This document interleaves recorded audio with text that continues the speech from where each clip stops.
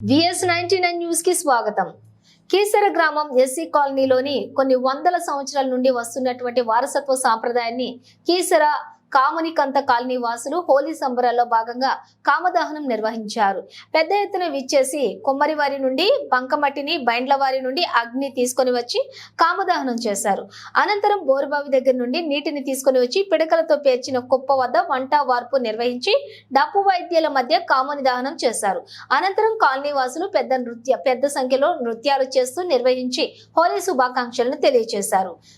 ప్రతి ఏడు కూడా ఈ విధంగా కామునికంతలోని సంబరాలు అత్యంత వైభవంగా జరుపుకోవడం వస్తున్నటువంటి ఆనవాయితీని ఈ ఏడు కూడా అదే స్థాయిలో జరుపుకున్నామని వారు పేర్కొన్నారు.